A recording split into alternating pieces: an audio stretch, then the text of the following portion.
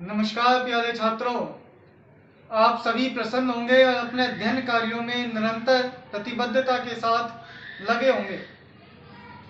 हम क्रिया पढ़ रहे हैं। कलम के आधार पर हमने क्रियाओं को जाना, प्रयोग के आधार पर क्रियाओं को जाना। आज क्रिया का नया प्रकार प्रेरणार्थक क्रिया के विषय में जानते हैं।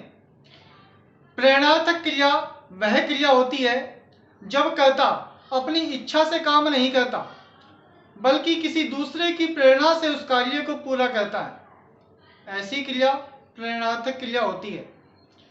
जैसे बालक अपनी इच्छा से नहीं पढ़ते लेकिन अध्यापक उनसे पढ़वाते हैं। लेकिन पढ़ने का कार्य तो छात्रों का ही है, लेकिन अध्यापक उन्हें पढ़वाते हैं। यानी कि अध्यापक की प्रेरणा से छात्र पढ़ते हैं। यानी कि मेरे कहने का मतलब यह है कि कर्ता अपनी इच्छा से कार्य नहीं करता बल्कि किसी दूसरे की प्रेरणा से कार्य करता है। इसलिए इस क्रिया को प्रेरणार्थक क्रिया कहते हैं। प्रेरणार्थक क्रिया का लक्षण है जब किसी वाक्य में कर्ता का मतलब कार्य करने वाला अपनी इच्छा से कार्य नहीं करके किसी दूसरे की प्रेरणा से कार्य करता है, वहां प्रेरणार्थक क्रिया मानी जाती है।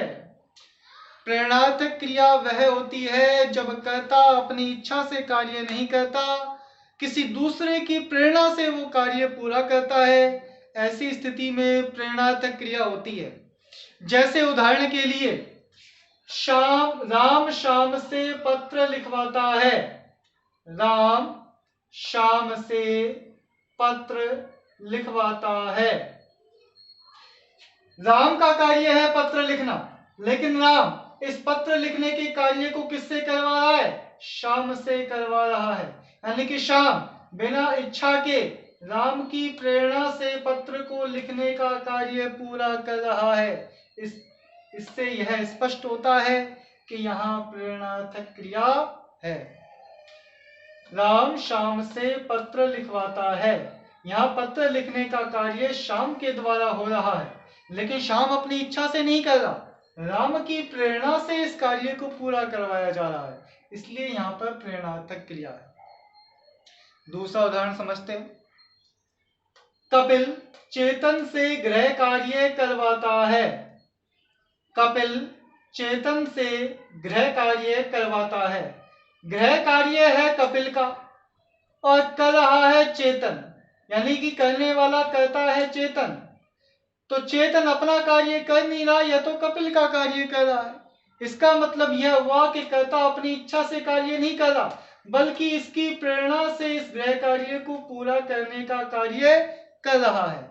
जब कर्ता अपनी इच्छा न होकर किसी दूसरे की प्रेरणा से कार्य करता है, वहां प्रेरणार्थक क्रिया होती है।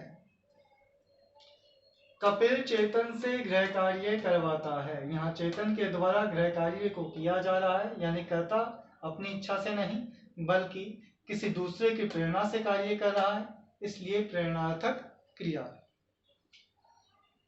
शिक्षक छात्र से पाठ पढ़वाता है। यहाँ पर शिक्षक के द्वारा छात्र से पाठ पढ़वाया जा रहा है। छात्र शिक्षक की प्रेरणा से अपने पाठ पढ़ने के कार्य को पूरा कर रहा है, इसलिए यहाँ पर प्रेरणार्थक क्रिया है। अगला उदाहरण है, घुड़सवार ने घोड़े को तेज दौड़ाया। घुड़सवार ने घोड़े को तेज दौड़ाया। दौड़ने का काम तो घोड़ा ही कर रहा है, लेकिन किसकी प्रेरणा से कर रहा है? घुड़सवार की प्रेरणा से कर रहा है। अर्थात कर्ता यानी कि घोड़ा किसी दूसरे की प्रेरणा से, घुड़सवार की प्रेरणा से इस तेज दौड़ने के कार्य को पूरा कर रहा है। इसका मतलब यह है कि कर्ता अपनी इच्छा से नहीं कर रहा कार्य बल्कि दूसरे की प्रेरणा से पूरा कर रहा है, इसलिए इस वाक्य में भी प्रेरणार्थक क्रिया है। जैसे उदाहरण के लिए मैं कहूं कि मां बालक को दूध पिलाती है। यहां मां के द्वारा बालक कार्य किया जा रहा है बच्चे को दूध पिलाने का, और बच्चा भी उस दूध पीने के कार्य को पूरा कर रहा है। प्रेरणार्थक क्रिया है। प्रेरणार्थक क्रिया में समझने वाली बात यह भी है कि जब कर्ता स्वयं काम करके किसी दूसरे को काम करने की प्रेरणा दे तो भी वहां प्रेरणार्थक क्रिया ही होती है। जब कर्ता खुद कार्य करता है और किसी दूसरे को भी कार्य करने की प्रेरणा देता है, वहां पे भी प्रेरणार्थक क्रिया होती है। प्रेरणार्थक क्रिया दो भागों में बढ़ती है, एक तो प्रत्यक्ष प्रेरणार्थक क्रिया और दूसरी अप्रत्यक्ष प्रेरणार्थक क्रिया। कल हम इन्हीं दोनों प्रेरणार्थक क्रियाओं के विषय में जानेंगे कि प्रत्यक्ष प्रेरणार्थक क्रिया क्या है और अप्रत्यक्ष प्रेरणार्थक क्रिया क्या है। दोनों को उदाहरणों के साथ समझेंगे। आज हमें प्रेरणार्थक क्रिया को समझना है और प्रेरणार्थक क्रिया यह कहती है कि कर्ता स्वयं काम अपनी इच्छा से नहीं करता बल्कि किसी दूसरे की प्रेरणा से करता है, वहां प्रेरणार्थक क्रिया होती है। जैसा कि हमने उदाहरण में पढ़ा, राम श्याम से पत्र लिखवाता है। यहाँ श्याम के द्वारा पत्र लिखना अपनी इच्छा से नहीं बल्कि राम की प्रेरणा से हो रहा है, इसलिए यहाँ पर प्रेरणार्थक क्रिया है। आप ध्यानपूर्वक पढ़ना, समझना, कोई दिक्कत आए तो पूछना।